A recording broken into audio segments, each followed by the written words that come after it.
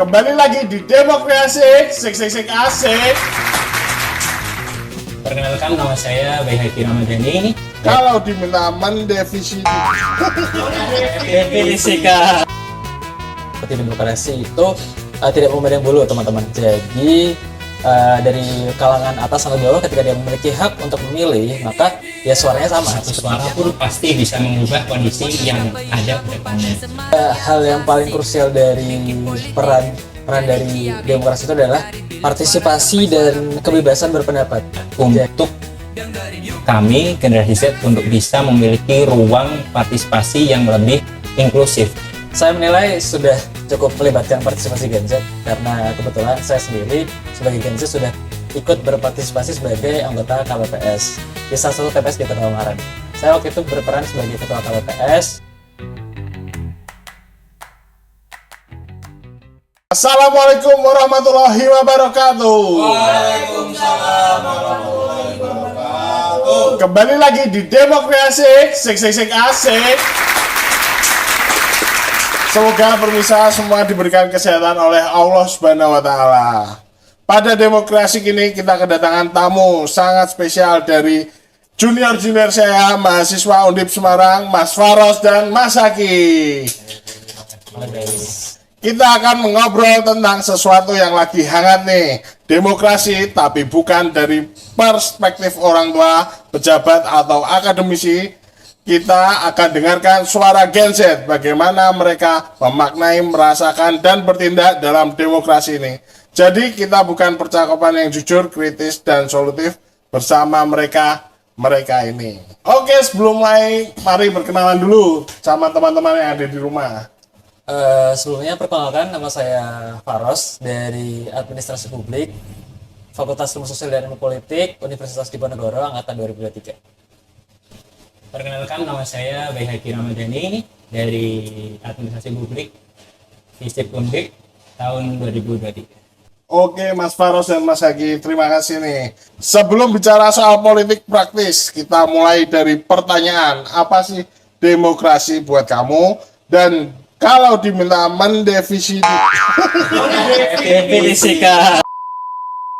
mendefinisikan demokrasi dengan kata-kata kamu sendiri, apa yang pertama kali terlintas? Monggo dijawab. Izin menjawab, menurut saya demokrasi itu bukan sekedar tentang pemilihan 5 tahun sekali, tapi tentang bagaimana keputusan masyarakat, entah dari kalangan tua sampai ke kalangan kami sebagai Gen Z, itu dapat mempengaruhi dari hasil dari apa yang nanti akan terpilih seperti itu, menyatukan suara kami untuk hasil yang terbaik bagi bersama seperti itu. Kalau Mas Haki? Kalau dari saya sendiri, demokrasi adalah sebuah partisipasi yang inklusif di mana setiap orang berhak untuk mengikuti demokrasi itu sendiri, tidak memandang latar belakang dari suku, agama, dan lain sebagainya. Pada akhirnya semuanya mempunyai hak yang sama dalam demokrasi. Oke, selanjutnya nih, apakah itu beda dengan definisi yang diajarkan oleh dosen-dosenmu? Sebenarnya dari apa yang sudah dosen kami sampaikan, itu sudah banyak sekali hal positif yang disampaikan, seperti demokrasi itu tidak memandang bulu, teman-teman. Jadi dari kalangan atas sampai bawah, ketika dia memiliki hak untuk memilih, maka ya suaranya sama seperti itu. Tapi mungkin dari prakteknya agak sedikit berbeda ya, karena kami dari Gen Z itu mungkin sekarang lebih ke digitalisasi. Jadi dari prakteknya kita lebih mengutamakan atau kayak menggunakan media sosial seperti IG, Instagram, TikTok segala macam. Kita lebih terbuka pemikirannya dari situ seperti itu. Berbeda dengan yang generasi dosen kami seperti itu. Dari Mas Haki? Baik, menurut saya juga definisi yang sudah diajarkan itu hampir sama.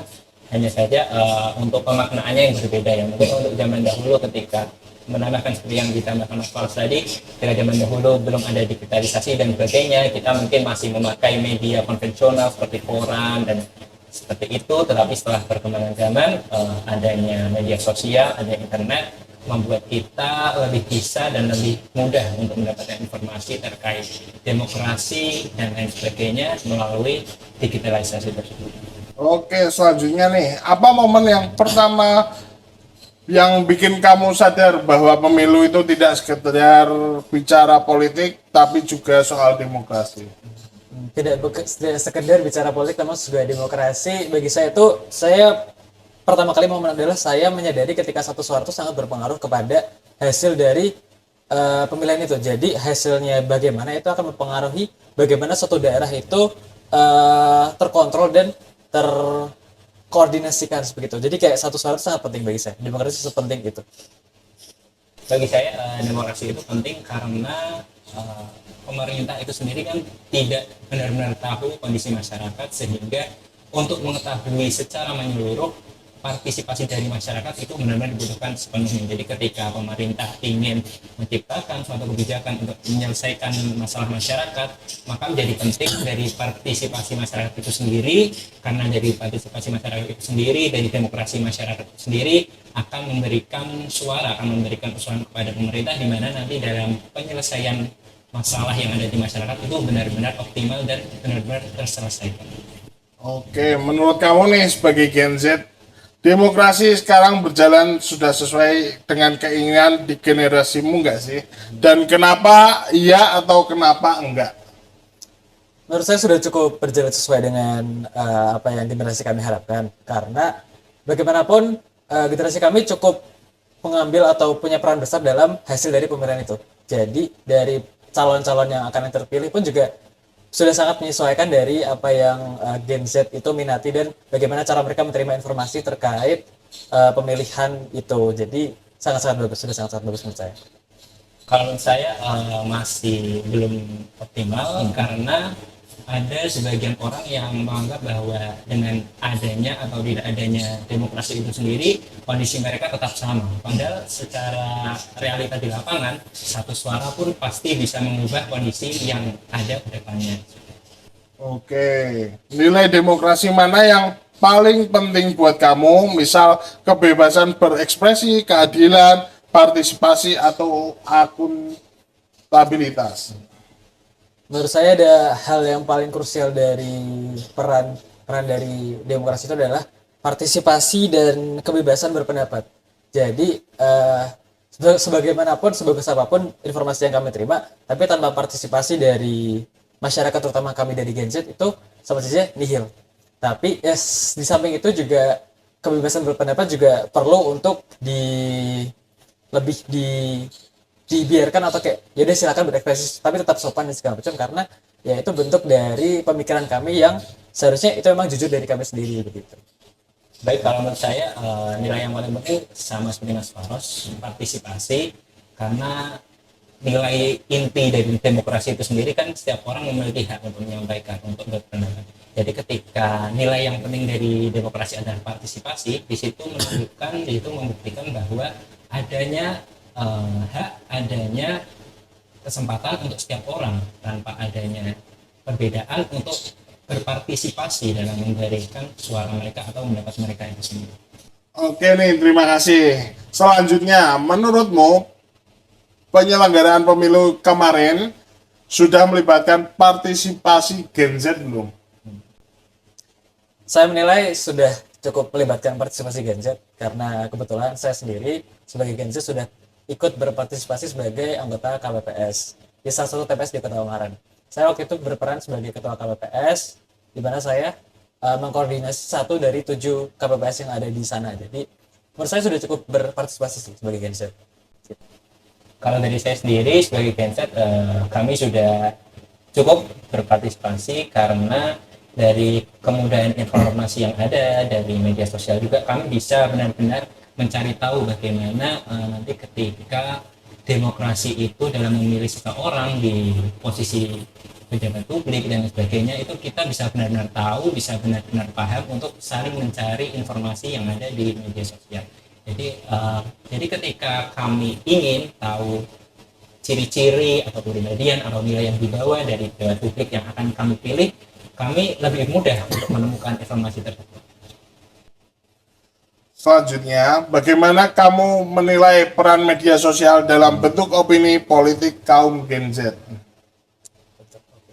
Menurut saya media sosial itu bisa menjadi pedang bermata dua, Mas. Jadi di satu sisi media sosial itu bisa untuk menyebarkan informasi positif atau informasi yang faktual terkait demokrasi yang terjadi. Tapi di satu sisi bisa menyebarkan hoax. Jadi alangkah baiknya jika kami sebagai Gen Z atau siapapun ya pengguna media sosial lebih bijak lagi menggunakan media sosial agar informasi yang diterima itu terfilter adalah informasi yang faktual seperti itu. Kalau dari saya sendiri sama seperti pendapatnya Mas Faros, itu bisa jadi pedang bermata dua ya, karena media sosial di samping memberikan kebebasan kita untuk memberikan pendapat, memberikan opini, tetapi juga di sisi yang lainnya memudahkan seseorang untuk memberikan hoax, memberikan informasi palsu, memberikan pernyataan yang dapat mengujarkan kebencian satu sama lain. Jadi yang menjadi penting dari media sosial adalah bagaimana setiap orang, setiap masyarakat itu mampu untuk memiliki pengendalian diri, memiliki kesadaran dalam mencari informasi yang tepat untuk diri mereka dan juga orang di sekitar mereka. Pernah nggak sih kalian tertipu hoax yang menginformasikan tentang pemilu? Alhamdulillah so far belum pernah, tapi menemukan banyak sekali hoax itu banyak sekali, jujur. Jadi bagi kami itu sangat-sangat berisiko untuk orang-orang yang mungkin belum begitu terbuka matanya untuk melihat mana yang hoax dan mana yang benar. Jadi ya itu cukup berbahaya sih, itu cukup berbahaya untuk saya. Untuk hoax sendiri saya juga belum pernah termakan hoax karena saya cukup memiliki kesadaran bagaimana dalam pemilu, dalam berdemokrasi kita harus benar-benar tahu, harus benar paham pejabat publik atau orang-orang yang akan kita pilih itu apa yang nilai yang dibawa, bagaimana karakteristik, bagaimana latar belakang mereka sebelumnya. Itu saya sudah cukup sadar untuk memperhatikan aspek-aspek seperti itu tersebut. Tapi juga menambahkan memang hoax-hoax yang ada di masyarakat itu memang banyak, dan seperti yang tadi saya sudah katakan sebelumnya, ada sebagian masyarakat yang masih berpandangan bahwa dengan ada atau tidak adanya pemilu itu mereka sama saja, padahal suara mereka satu pun masih bisa merubah. Jadi untuk hoax itu sendiri membutuhkan kesadaran masing-masing. Oke, bagaimana cara kalian cek faktanya? Apakah algoritma dan kultur like atau share mempengaruhi cara kamu memandang calon pemimpin atau isu tertentu? Tentunya secara tidak sadar algoritma dan likes dan konten yang banyak tersebar itu secara tidak sadar mempengaruhi bagaimana cara kita untuk memandang calon yang akan terpilih. Tapi di satu sisi kita pun juga harus tidak malas untuk mencari fakta. Jadi kita harus mencari di sumber yang kredibel, mencari di berbagai macam sumber. I think kayak pasti banyak sekali sumber yang kalau di sini kayak gini, di sini kayak gini, di sini kayak gini. Jadi kita harus mengumpulkan sumber-sumber itu, kita cari mana yang paling faktual, dan in the end kita dapat faktanya yang paling konkret. Di situ kita bisa menyimpulkan oh bagaimana calon ini seperti itu. Kalau dari saya mungkin seperti itu juga, bagaimana kita bisa mencari sumber-sumber di website-website yang lain atau media-media yang lain. Jadi ketika dalam suatu algoritma kita menemukan postingan di mana like-nya banyak dan komennya banyak, tetapi ketika kita langsung termakan, itu menurut saya suatu kesalahan. Jadi ketika kita menemukan sesuatu seperti itu, wajib bagi kita untuk meng-cross check, memeriksa kembali di sumber yang lain, di media yang lain, sehingga ketika memang suatu informasi tersebut salah, kita bisa tahu itu salah, atau ketika suatu informasi itu benar, maka itu dapat memvalidasi kebenaran informasi itu sendiri. Selanjutnya, bagaimana Gen Z bisa menyeimbangkan idealisme dan pragmatisme dalam politik?